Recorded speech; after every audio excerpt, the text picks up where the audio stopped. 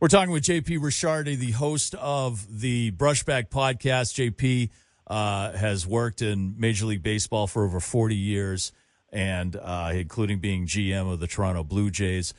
He has a great podcast, The Brushback, great baseball podcast. And JP, thank you so much for joining us once again. Let me start off. When we last talked, you made the prediction of the Yankees in 7. Now, I'm not here to bust on you because we also, both of us said anything could happen, really, because both teams were really great. But what happened with the Yankees? Well, I think what happened with the Yankees was a couple of things.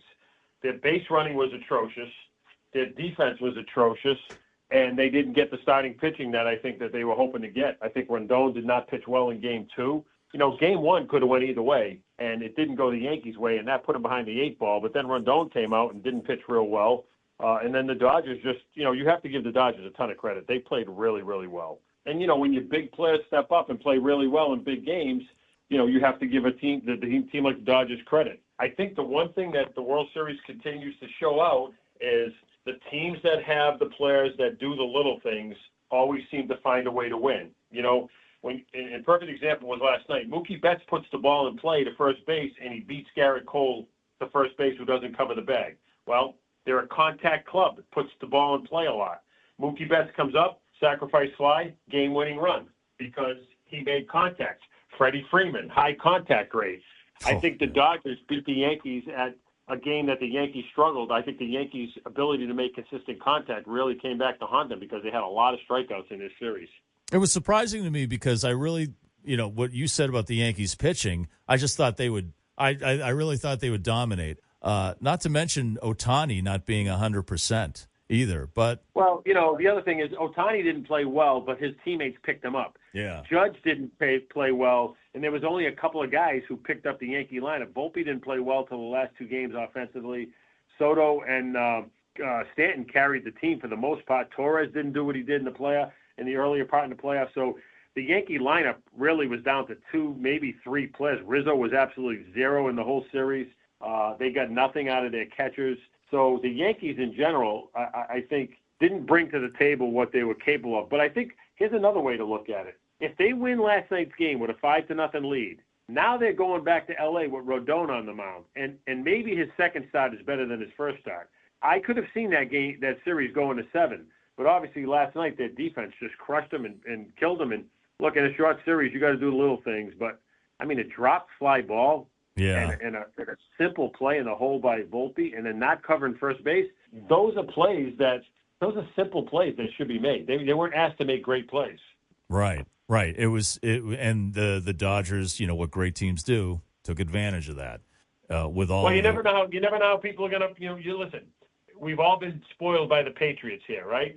Yeah. But there's been Super Bowls where the Patriots have showed up, and you're like, that's not the same Patriot team we saw all year. Yeah. And I think that's what happens in the World Series sometimes. Just certain things happen, and things they build and they steamroll and they get in trouble. But I really thought last night the Yankees had a chance to turn that series around, and just simple defense just let them down. Yeah. I thought I enjoyed watching this series. And how about Freeman? What a series for him. Oh, my God. I mean, that's like a historical series. Yeah. You're not talking like a guy having a good series. That's historical. I mean, more RBIs than any Dodger ever in a World Series. I mean, the Dodgers have probably been in 15 World Series. And, you know, he walks away with that. He walks away with the most home runs, you know, in consecutive games. I mean, he played amazing. And, you know, that's what you need. You need your best players to step up and play really well. And, you know, I thought Buehler was a little bit of a wild card for him. He was great, though. Being able to, he pitched great. I think those were the 2 best teams in baseball, and I think the Dodgers just played better in the series, and, you know, they deserve a ton of credit. Before I let you go, do you have a comment on those 2 jamokes who tried to rip the ball out of Mookie Betts' glove? Have you ever seen anything like that? And then that was amazing. Yeah. That was, I mean, like you said, they literally, it was like they were accosting him.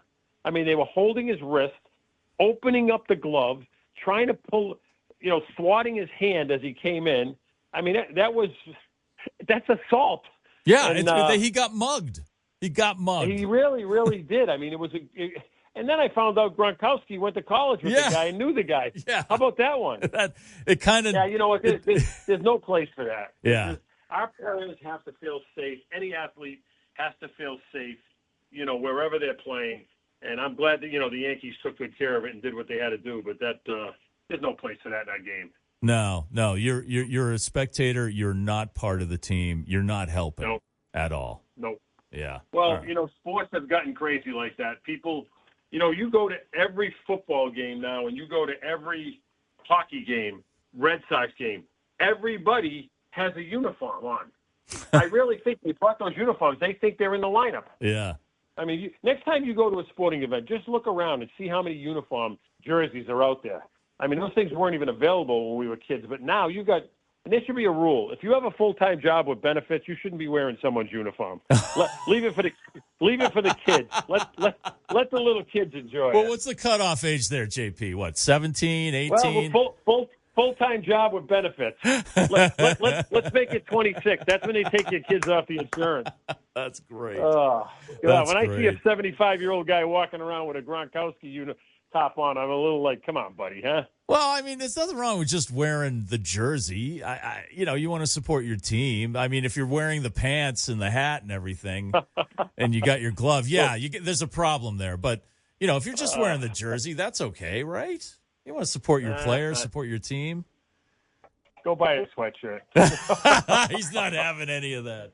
All right, JP Ricciardi, he's the host of the Brushback Podcast. You can listen to it wherever you get podcasts. If you love baseball, you'll definitely enjoy it. Who do you got on this week? We actually have Shai Davidi from the Toronto Rogers Network. He was covering the whole World Series, so we're going to get his perspective up front. He's been with the Yankees the whole series and the whole playoff run. So curious to see what his insight was about the whole entire series because he's had his finger on the pulse, and it'd be nice to get someone's eye view from being right there.